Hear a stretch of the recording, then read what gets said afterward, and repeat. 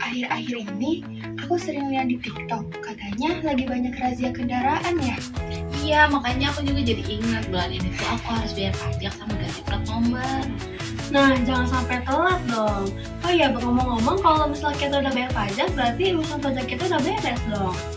Nah, aku juga awalnya mikirnya gitu. Ternyata gak sesimpel itu. Soalnya kendaraan yang kita bayar pajaknya itu juga ada kaitannya sama pelaporan SPT tahunan. Loh, emang ada hubungannya? Ada. Kendaraan yang kita punya tetap harus dicantumkan sebagai harta di SPT tahunan. Jadi bukan cuma bayar PKB aja. Terus gimana sih cara ngisi SPT yang benar? Yuk kita lihat tutorial pengisian SPT PPh 21 berikut ini. Ayo.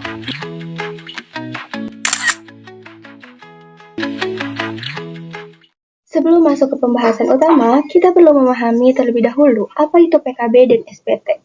PKB atau pajak kendaraan bermotor merupakan pajak daerah yang dikenakan atas kepemilikan kendaraan bermotor. Sedangkan SPT tahunan PPh 21 adalah surat yang digunakan wajib pajak untuk melaporkan penghasilan, pajak yang telah dipotong, dan harta yang dimiliki selama 1 tahun pajak. Kendaraan bermotor termasuk dalam kategori harta sehingga harus dicantumkan dalam SPT tahunan. Pada slide ini terdapat contoh data kendaraan. Pemilik kendaraan adalah Ahmad Saifuddin dengan kendaraan Honda Beat tahun 2014. Data yang digunakan meliputi nilai perolehan kendaraan sebesar 14 juta rupiah, nilai jual kendaraan atau NJKB sebesar 8.937.500 rupiah, lalu tarif PKB sebesar 1,12%, PKB terutang 100.100 rupiah, dan opsen PKB sebesar 66.100 rupiah. Keterkaitannya adalah kendaraan yang dikenakan PKB wajib dilaporkan sebagai harta dalam SPT tahunan.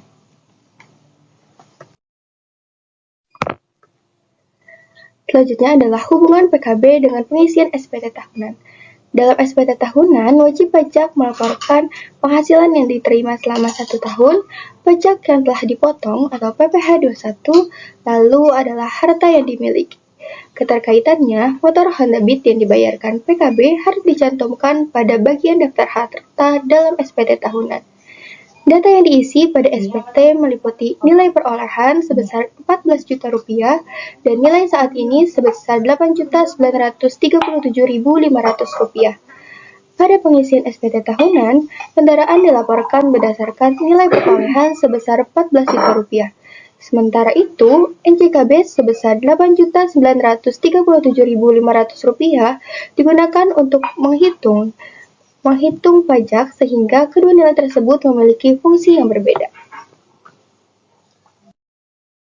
Selanjutnya kita masuk ke cara pengisian SPT PPh 21. Pertama, kita membuka situs simulator pajak.go.id. Lalu, sistem akan menampilkan halaman awal Cortex. Nah, di sini pada kolom ID pengguna kita isi dengan nick dan kata sandinya kita isi dengan kata sandi yang sudah disediakan oleh pihak Cortex. Lalu, kita juga bisa memilih bahasa, kita bisa menggunakan bahasa Inggris atau bahasa Indonesia. Jika data ID pengguna dan kata sandi sudah terisi, maka kita klik login. Lalu sistem akan menampilkan dashboard Cortex. Nah, selanjutnya Nah, jika kita ingin melaporkan SPT, pada kolom kiri atas, kita klik SPT atau surat pemberitahuan.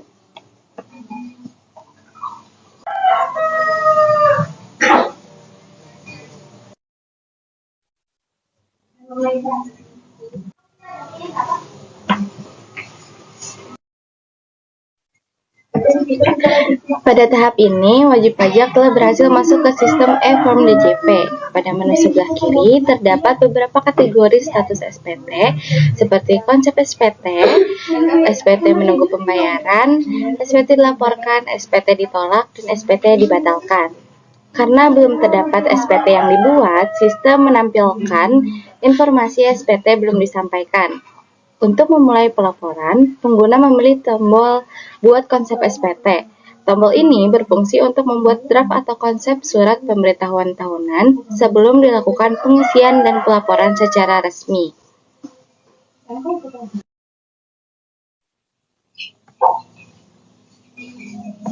Setelah memilih Buat Konsep SPT, sistem menampilkan tahapan pembuatan SPT yang terdiri dari 3 langkah. Pada langkah pertama, yaitu pilih jenis pajak. Pengguna menentukan jenis pajak yang akan dilaporkan. Pada tahap ini dipilih PPh orang pribadi karena pelaporan dilakukan oleh wajib pajak orang pribadi, bukan badan usaha. Setelah jenis pajak dipilih, pengguna menekan tombol Next untuk melanjutkan ke tahap berikutnya. Pada langkah kedua, pengguna diminta menentukan periode pelaporan SPT. Sistem secara otomatis menampilkan jenis surat pemberitahuan, yaitu SPT bagian tahunan pajak dan SPT tahunan. Pada tahap ini, pengguna harus menentukan tahun pajak yang akan dilaporkan. Karena laporan yang akan dibuat adalah untuk tahun pajak 2025, maka pengguna memilih tahun yang sesuai pada kolom yang tersedia.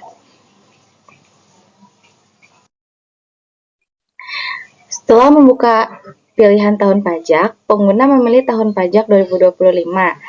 Pemilihan tahun pajak sangat penting karena akan menentukan data penghasilan, kewajiban perpajakan, serta perhitungan pajak yang akan dilaporkan dalam SPT tersebut.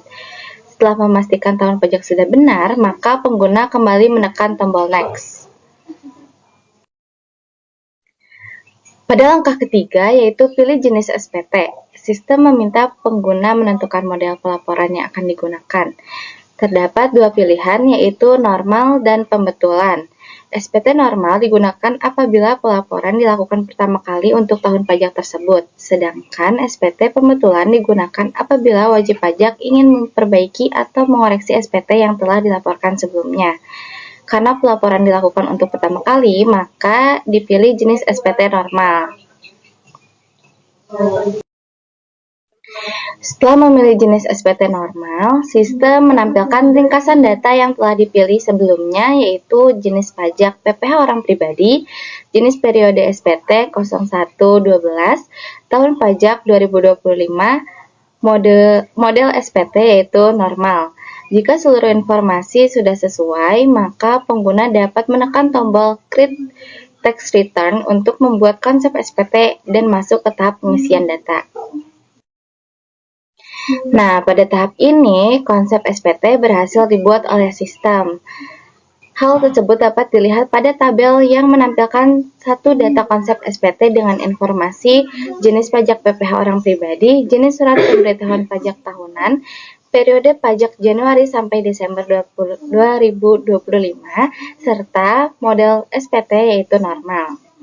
Nah, selanjutnya pengguna dapat memilih konsep SPT tersebut untuk melakukan pengisian data secara lebih rinci. Nah, setelah konsep SPT dibuka, sistem menampilkan formulir pengisian SPT tahunan pajak penghasilan wajib pajak orang pribadi. Pada bagian header, terdapat beberapa informasi utama yang harus diperhatikan, yaitu tahun pajak 2025, status pelaporan normal, periode pembukuan dari bulan 1 sampai bulan 12, metode pembukuan atau pencatatan, serta sumber penghasilan wajib pajak. Nah, di bawahnya terdapat bagian identitas wajib pajak yang berisi data pribadi seperti NIK atau NPWP, nama, jenis ID, nomor ID, nomor telepon, serta email. Sebagian data identitas ini biasanya telah terisi otomatis berdasarkan data yang tersimpan pada sistem DJP. Nah, pada bagian ini, pengguna menentukan metode yang digunakan dalam pencatatan kegiatan usahanya. Terdapat pilihan pencatatan yang umumnya digunakan oleh pelaku UMKM atau wajib pajak orang pribadi yang belum menyelenggarakan pembukuan secara lengkap sesuai standar akuntansi. Selain itu, pengguna juga memilih sumber penghasilan. Pada pengisian ini dipilih pekerjaan, yang menunjukkan bahwa penghasilan wajib pajak berasal dari aktivitas pekerjaan atau hubungan kerja yang dimiliki selama tahun pajak tersebut. Nah, pemilihan sumber penghasilan ini penting karena akan menentukan jenis pernyataan dan data yang harus diisi pada tahapan selanjutnya. Setelah metode pencatatan dan sumber penghasilan dipilih, sistem memberikan petunjuk kepada pengguna untuk melanjutkan ke pernyataan berikutnya guna melengkapi data pelaporan SPT tahunan.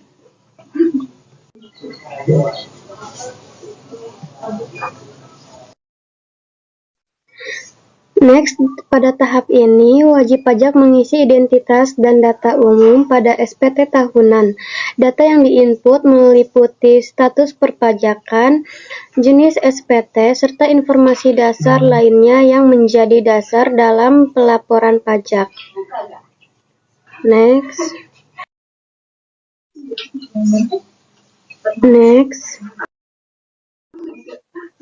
Pada halaman ini ditampilkan menu pengisian bukti potong PPh pasal 21.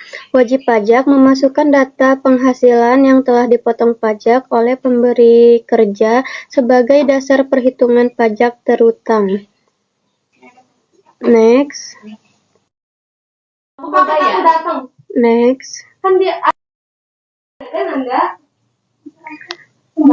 Pada tahap ini, data bukti potong diisi secara lengkap meliputi nama pemberi kerja, NPWP, jumlah penghasilan bruto, serta besarnya PPh pasal 21 yang telah dipotong.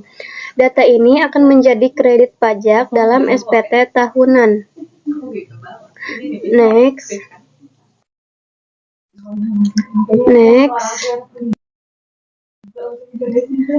Pada halaman ini ditampilkan daftar penghasilan dan data pendukung lainnya yang telah diinput ke dalam sistem. Seluruh informasi tersebut akan digunakan untuk menghitung jumlah pajak yang harus dibayar atau kelebihan pembayaran pajak. Next. Selanjutnya, wajib pajak mengisi daftar harta yang dimiliki, termasuk kendaraan bermotor. Dalam kasus ini, kendaraan yang telah dibayarkan PKB-nya dicantumkan sebagai harta dengan menggunakan nilai perolehan kendaraan, bukan nilai jual saat ini. Next. Pada tahap terakhir, wajib pajak mengisi rincian data harta seperti jenis harta, tahun perolehan, harga perolehan, dan keterangan lainnya. Setelah seluruh data lengkap dan benar, SPT dapat dikirim secara elektronik melalui sistem Cortex DJP. Oke, next kita masuk ke halaman 20. Oke, next di sini ada slide harta bergerak. Pada bagian ini ditampilkan data harta yang dimiliki wajib pajak untuk harta bergerak. Terdapat kendaraan yang sebelumnya telah dilaporkan, yaitu Honda Beat dengan harga perolehan 14 juta dan nilai saat ini 8.937.500. Selain itu, terdapat kendaraan lain dengan harga perolehan 300 juta. Selanjutnya, pada bagian harta sedang bergerak, terdapat tanah dan bangunan yang berlokasi di Bekasi dengan harga perolehan sebesar 500 juta. Seluruh aset tersebut harus dilaporkan dalam SPT tahunan sebagai bentuk transparansi kepemilikan harta wajib pajak.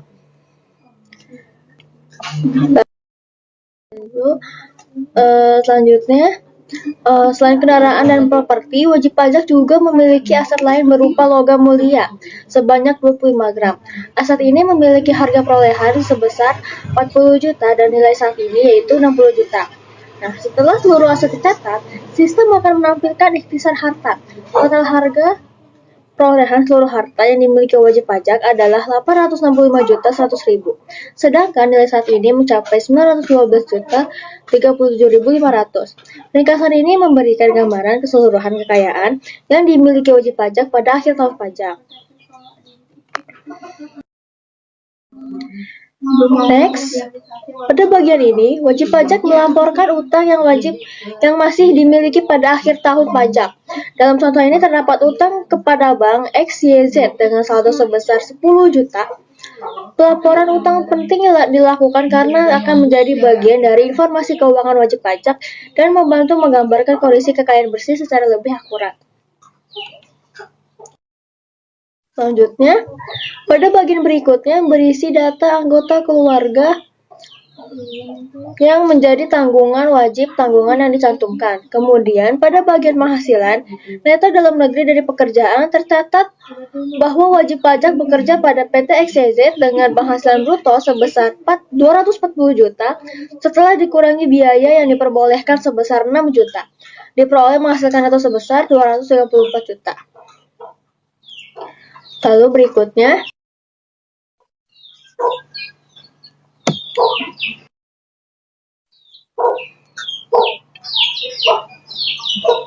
slide ini menunjukkan hasil perhitungan penghasilan neto yang telah diinput sebelumnya. Penghasilan bruto sebesar 240 juta dikurangi biaya sebesar 6 juta menghasilkan penghasilan neto sebesar 234 juta.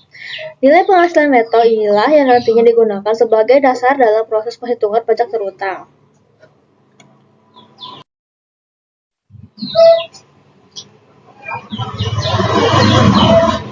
Selanjutnya, pada bagian ini wajib pajak memasukkan bukti pemotongan pajak yang diterima dari pemberi kerja. Dalam contoh ini, PT XYZ telah melakukan pemotongan PPh pasal 21 dan menerbitkan bukti potong dengan nomor yang tercantum pada sistem. Data bukti potong ini sangat penting karena akan menjadi dasar pengkreditan pajak yang telah dibayarkan selama tahun berjalan.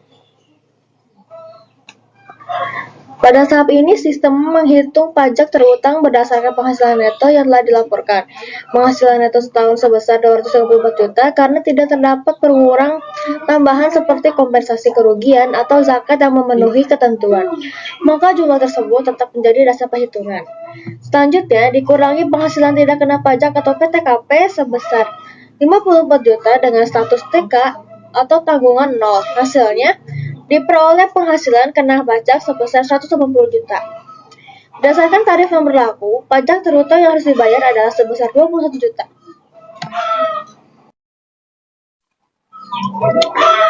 Setelah pajak terutang dihitung, langkah berikutnya adalah menginput kredit pajak. Pada contoh ini terdapat PPh yang telah dipotong oleh pihak lain, yaitu PPh pasal 21 sebesar 21 juta yang berasal dari pemberi kerja karena seluruh pajak telah dipotong oleh perusahaan, maka jumlah kredit pajak yang dapat diperhitungkan juga sebesar 21 juta. Sementara itu, tidak terdapat angsuran PPh pasal 25 maupun kredit pajak luar negeri.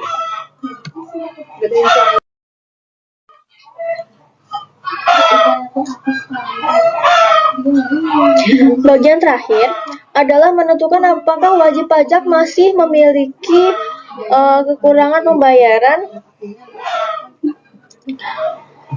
kekurangan pembayaran pajak atau justru mengalami lebih bayar. Dari hasil perhitungan terlihat bahwa pajak terutang sebesar 21 juta sama dengan jumlah kredit pajak yang telah dipotong oleh perusahaan, yaitu 21 juta. Oleh karena itu, tidak terdapat kekurangan maupun kelebihan pembayaran pajak. Dengan kata lain, status SPT pada contoh ini adalah nihil, karena seluruh kewajiban pajak telah dipenuhi melalui pemotongan PPh pasal 21 oleh pemberi kerja.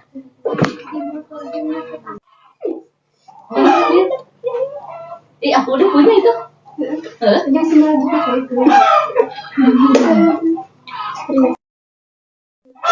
Nah, selanjutnya pada bagian F itu adalah pembetulan.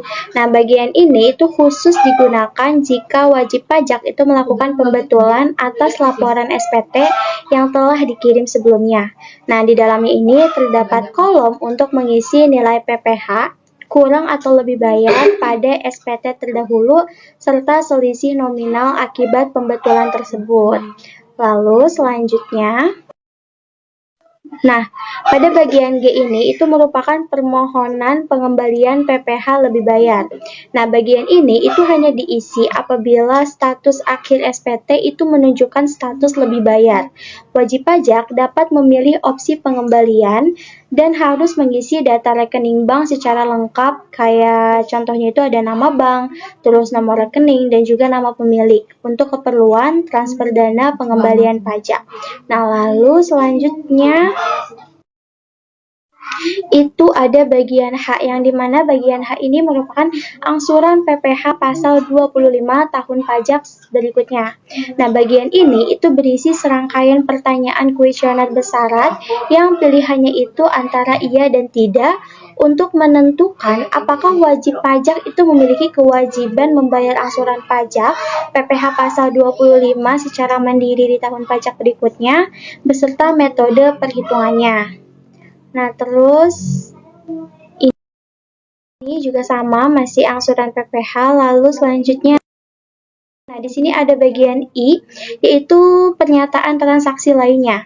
Nah, bagian checklist itu untuk melakukan verifikasi silang mengenai keabsahan data keuangan lainnya, meliputi pelaporan nilai total harta akhir tahun, status kepemilikan utang, penerimaan penghasilan atau final bukan objek pajak, hingga konfirmasi pelaporan biaya penyusutan atau fiskal. Nah, terus selanjutnya itu ada, pada bagian ini itu ada form L2, yaitu di mana SPT tahunan pajak penghasilan wajib pajak orang pribadi, yang dimana pada halaman ini tuh merupakan tampilan halaman lampiran kedua dari SPT tahunan. Nah, bagian ini tuh berfungsi sebagai menu utama navigasi atas daftar lampiran untuk menginput rincian penghasilan yang dikenakan PPh bersifat final dan penghasilan bukan objek pajak. Lalu pada bagian slide selanjutnya itu ada bagian A, yang dimana itu merupakan penghasilan yang dikenakan pajak yang penghasilannya itu bersifat final. Nah, tabel rincian tersebut itu untuk menginput atau menampilkan daftar pemotongan pajak yang bersifat final dari pihak ketiga. Nah, di dalamnya itu memuat data NPWP, nama instansi pemotong, kode objek pajak, khusus seperti honorarium APBN atau APBD, bunga tabungan, sewa tanah bangunan, serta nominal pajaknya.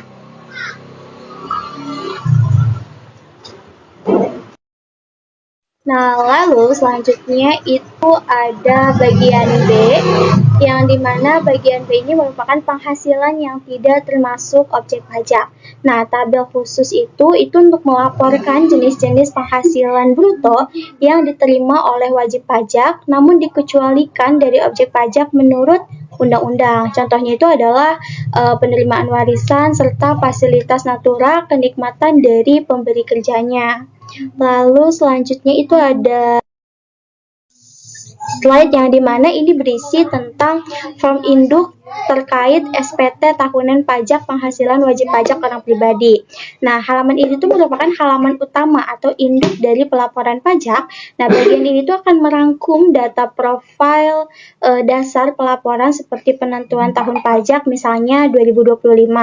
Nah, terus status SPT-nya kayak normal atau pembetulan, terus metode penghitungannya itu pencatatan atau pembukuan, serta sumber penghasilan utama dari wajib pajak tersebut. Okay, next. Pada slide ini ditampilkan bagian lampiran tambahan pada proses pengisian SPT tahunan. Nah, di bagian ini wajib pajak itu diminta untuk melengkapi beberapa dokumen pendukung apabila diperlukan. Dokumen tersebut meliputi laporan keuangan yang telah diaudit, bukti pembayaran zakat atau sumbangan keagamaan, bukti pemotongan atau pemungutan pajak luar negeri, surat kuasa apabila pengisian dilakukan oleh pihak lain, serta dokumen pendukung lainnya. Pada contoh ini, beberapa pilihan diisi dengan jawaban tidak karena dokumen tersebut tidak dimiliki atau tidak diperlukan. Setelah seluruh lampiran diperiksa dan diisi dengan benar, wajib pajak dapat melakukan ke tahap berikutnya. Nah, pada slide ini ditampilkan bagian pernyataan dan penandatanganan. Pada tahap ini, wajib pajak menyatakan bahwa seluruh data yang telah diinput beserta lampirannya sudah benar, lengkap, dan sesuai dengan kondisi yang sebenarnya. Selanjutnya, wajib pajak melakukan penandatanganan secara elektronik dengan memilih status sebagai wajib pajak atau kuasa wajib pajak. Kemudian, sistem akan menampilkan identitas wajib pajak seperti nomor NPWP dan nama wajib pajak. Setelah memastikan seluruh data sudah sesuai, pengguna dapat memilih tombol simpan konsep untuk menyimpan sementara, atau bayar dan lapor untuk melanjutkan proses pelaporan. Next. Pada slide ini, sistem menampilkan notifikasi pemberitahuan sebagai konfirmasi akhir sebelum pelaporan diselesaikan. Pemberitahuan ini berisi informasi mengenai ketentuan yang harus diperhatikan oleh wajib pajak, termasuk kewajiban penyampaian pemberitahuan pada menu layanan tertentu apabila memenuhi persyaratan yang ditetapkan. Tahap ini bertujuan untuk memastikan bahwa seluruh proses pelaporan telah dilakukan dengan benar dan sesuai dengan peraturan perpajakan yang berlaku. Setelah seluruh tahapan selesai, wajib pajak dapat mengirimkan laporan SPT tahunan secara resmi melalui sistem. Next. Nah, pada slide ini ditampilkan petunjuk penandatanganan dokumen dan pengisian paperwork sebelum SPT tahunan dikirimkan. Terdapat 3 langkah yang harus dilakukan. Pertama, memilih jenis penandatanganan. Kedua, memilih penyediaan penandatangan yaitu menggunakan kode otorisasi DJP. Dan yang ketiga, memasukkan paperwork yang telah disediakan pada sistem dengan cara menyalin dan menempelkan ke kolom yang tersedia. Tahap ini bertujuan untuk memastikan keamanan dan keamanan dokumen sebelum proses pelaporan diselesaikan. Nah, di sini ditampilkan formulir tanda tangan dokumen wajib pajak yang perlu mengisi beberapa informasi, yaitu memilih jenis penandatangan sebagai tanda tangan pembayar pajak, memilih penyedia penandatanganan berupa kode otorisasi DJP, serta memastikan ID penandatanganan, yaitu nomor NPWP, telah terisi dengan benar. Selanjutnya, wajib pajak memastikan paperwork yang telah diberikan sebelumnya. Setelah itu, pengguna dapat menekan tombol cek paperwork untuk memverifikasi data yang dimasukkan. Nah, di sini adalah konfirmasi tanda tangan. Setelah paperwork berhasil diverifikasi, wajib pajak dapat menekan tombol konfirmasi tanda tangan. Tahap ini merupakan proses akhir yang berfungsi sebagai persetujuan resmi bahwa seluruh data yang telah dilaporkan sudah benar dan siap dikirimkan ke sistem di Direktorat Jenderal Pajak. Setelah konfirmasi berhasil, dilakukanlah proses pelaporan SPT tahunan, dinyatakan selesai dan bukti pelaporan dapat disimpan sebagai arsip bagi wajib pajak. Di sini adalah pengisian header SPT tahunannya. Pada slide ini ditampilkan halaman awal surat pemberitahuan SPT pajak penghasilan atau PPh wajib pajak orang pribadi pada sistem Cortex DJP.